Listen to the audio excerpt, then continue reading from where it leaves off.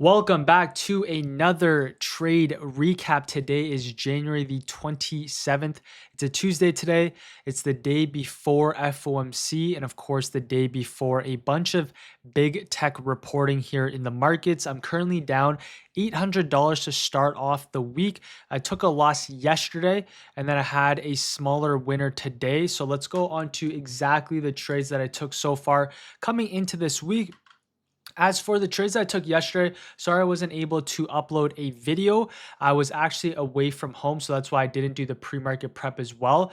But as I mentioned, I'll be uploading these videos every single day, either if I win or I lose. As for yesterday, I ended up taking a trade on Nvidia. Super solid textbook setup. Super solid setup in my opinion for continuation towards the upside. Ultimately did not end up working out. We'll kind of talk about that here in a second.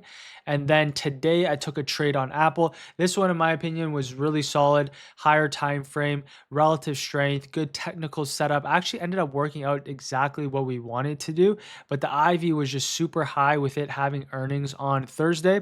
It just was not worth to take the risk just for the amount of reward that we got. So kind of touch up on this as you can see right here, down about $800 to start off the week. I do expect the rest of the week to ramp up, specifically on Friday and Thursday and Friday. Tomorrow might be a little bit more of a chill day pre-FOMC. So if I take any trades, it will be after FOMC at 2 p.m. Eastern Standard Time. But we'll talk about that here in a second. Still up very nicely on the month.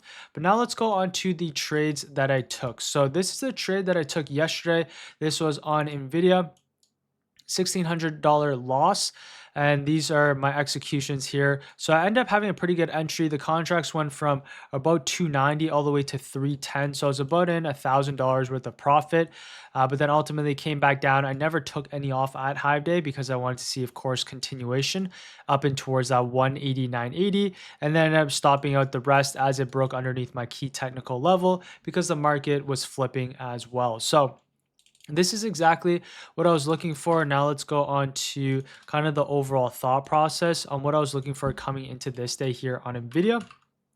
So as you can see here, higher time frame wise on Nvidia, we're still technically inside of a range. So as you can see here, no higher time frames. We're kind of building up these higher lows. We reclaim back above this 186, but ultimately for Nvidia, we're still technically inside of this range, right? Key level I have marked out 186. If you can break above this, reclaim, you can see a potential move back towards the upside. So coming into market open, I like the buyers that kind of stepped in here off your pre-market low. I should have put a little bit more emphasis that we're in between its previous day's range here on Nvidia. So that 5-minute range retest was right in between its previous day's range. It might be a little bit more difficult for that push up towards our 190. But ultimately, this one had relative strength. You can see right off the bat.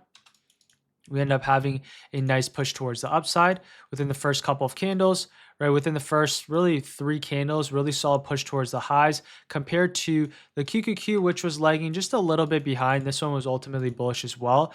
But I liked Nvidia just because it was lagging the overall semiconductors, reclaimed back above that 186 on the higher time frames.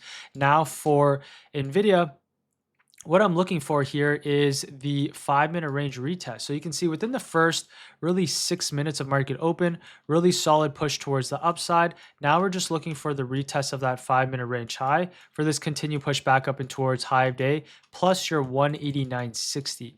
So the level I have marked out, your 5-minute range and also had this down close candle, which is an order block. So we had your 5-minute range here plus this order block. And now I'm just looking for continuation up and towards that 189.80s with a stop just a break below.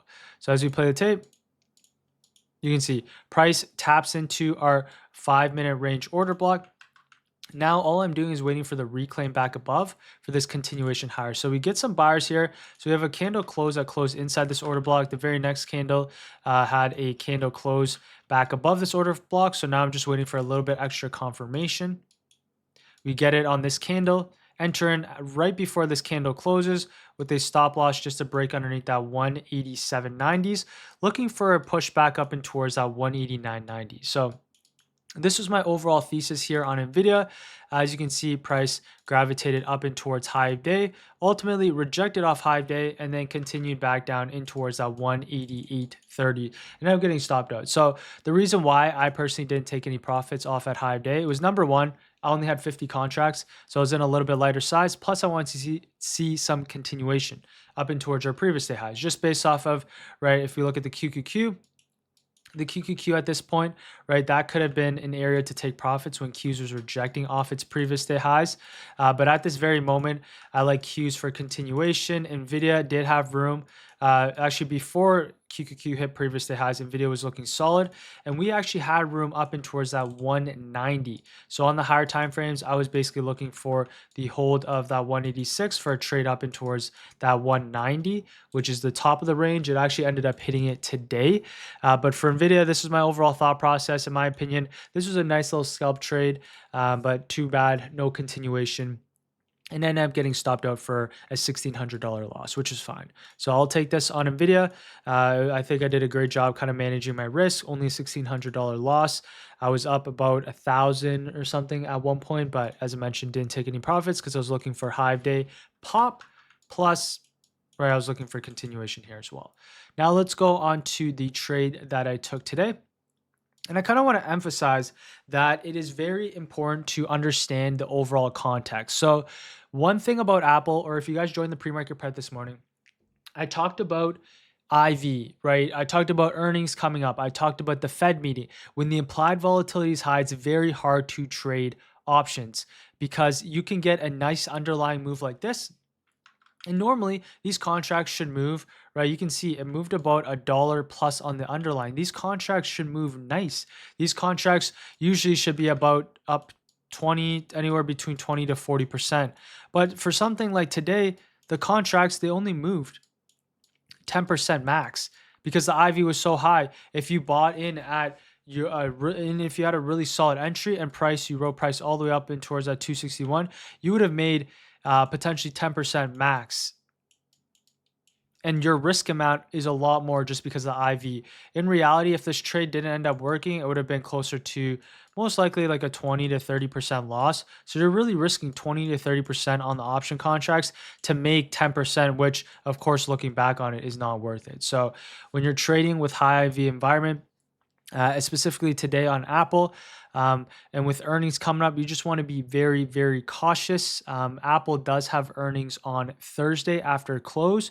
So that was the main reasons why these contracts, Apple, regardless, is a ticker that we normally don't trade just because the contracts suck. But for Apple, let's go over the kind of higher time frame thesis and what I was looking for today. Really solid bounce yesterday on Monday. Another gap upcoming to today. The main target here for Apple was the top of the range. So we just reclaimed the bottom. Now we're looking for that reversal back up and towards the top of the range, which in this case is our 262. So coming to market open, Apple was one of our main watches for a push up and towards that 262. Let's go on to the game plan. The game plan on Apple was some sort of dip and rip, or now it's going to be above your pre-market highs for continuation towards the upside. So as we play with the tape, you can see Apple buyers kind of stepping in right off the bat. Now we got above our pre-market highs. So now all we're doing is waiting for really this down close candle plus your pre-market highs for this continuation up and towards that towards that 261.60s. So as you can see, Apple solid push higher, and now it's coming back down. See a couple buyers. At this exact moment, what's the context? The context here on the QQQ was we're looking for your previous day high retest. This was actually the best trade of the day. I kind of outlined this one, but QQQ previous day high retest for this continuation towards our 627.50. So that's what I was looking for. You can see we get that solid bounce on the QQQ right off that previous day highs. And then Apple, this thesis, relatively strong above your pre-market highs. I'd like to see continuation up and towards that 261. So if we keep playing it out, Apple, some buyers stepping in. That actually was your confirmation candle right there, but I was waiting for a little bit more buyers. So I got in on Apple. Stop, just a break below. Now looking for a push back up and towards your 261.80s. So this is the Apple trade. Kind of just consolidated. You can see the buyer stepped in. right off that pre-market high in that 1 minute range order block. And then we end up having that push up in towards that 261. And ultimately, the contracts did not move whatsoever. I think it's actually good to note. We can probably pull up the options chain here in comparison to the actual chart in itself. I think this is a good lesson. Let's go into options. Apple 265s were the ones that we're looking at. So as you can see, Apple here, the Apple contracts in comparison to the actual underlying chart did not move or barely moved in comparison to the actual underlying chart. We moved about 30, 40 cents compared to the underlying, which actually had a pretty solid move. And this is very, very hard to make money. As I mentioned earlier, you're risking like 20, 30% in order to make 10%. So this, in my opinion, was not a good trade whatsoever. The underlying was really solid. You can see it moved up super solid, did exactly what we wanted to do. But ultimately, the option contracts just didn't move because it's Apple, because there's earnings this week. So it's a good to kind of note. We touched up on this a couple of times, right? You don't really want to be trading before big news. You don't want to be trading before earnings because the IV is elevated. When the implied volatility is super high, that means you have to have a crazy outlier move in order for you to make a crazy amount of money. So pretty slow to start off the week, but I thought I would come on here, kind of talk about the trades that I took for today and, of course, yesterday. A lot of things coming up this week, so make sure you're joining the pre-market preps. We have FOMC tomorrow tomorrow at 2 p.m. Eastern Standard Time. And of course, we do have earnings tomorrow as well. So I do expect the rest of the week to be action packed. So keep an eye out for that, right? Save your mental capital. And then I'll see you guys all tomorrow morning. All right. Take care, everyone. Peace.